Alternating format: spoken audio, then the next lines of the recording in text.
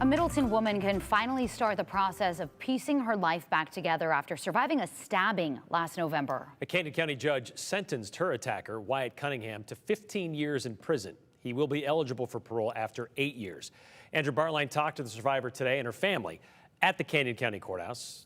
So, Andrew, the question is, are they feeling like they have some sort of, justice after what happened today? Well, they're able to exhale, that's for sure, Brian, but Bailey Finopoulos' life isn't the same after surviving this stabbing, and after fighting off her attacker, the family had to fight further to see justice. The road to the Canyon County Courthouse is laced with detours, and at 18 years old, Bailey Finopoulos already knows just to get to this point takes patience. But what brought Bailey here, it's still very hard, is a whole lot more than most could imagine. At first I didn't think it was real. I actually kind of argued with the cop a little bit. Including her parents. She fought this guy off with a knife, you know. She's an 18-year-old girl, that a 20-year-old male, like that in and of itself is quite impressive. A stab to the shoulder, a cut on the chin, a jab to the knee, and a thrust to her head. Bailey, out of nowhere, was in a fight for her life. I had never talked to him except for saying congratulations at his wedding, and then him asking me if I could help him go shopping for his wife.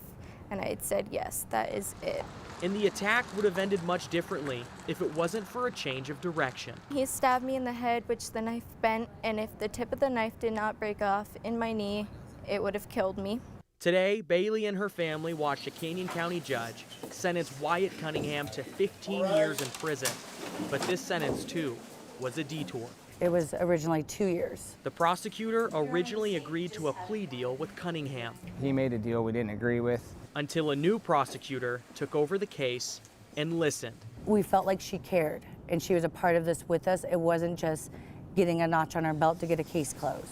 Bailey's family collected letters from other women who knew Wyatt Cunningham, and their stories showed the judge Cunningham has a history. Each time a new girl reached out later in his life to increase to a point of actually having a gun pulled out with 2 minors at a high school. It took nearly a year for Bailey to see justice. I hope he gets the help he needs, and I hope he never does this to another female or anybody again.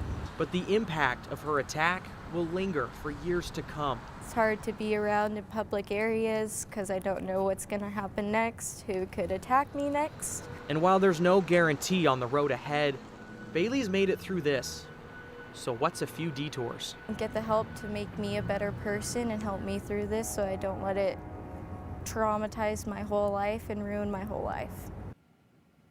As Brian mentioned before that story, Wyatt Cunningham is eligible for parole after 8 years. Now, there is one other detour left in this story, Morgan and Brian. She actually wants to be a nurse now. Originally, she wanted to be a pilot. After going through this, the help she received in the hospital and kind of that relationship she formed with the people who helped save her life, she's interested in doing that as a career now. So trying to make something good out of an otherwise terrible situation.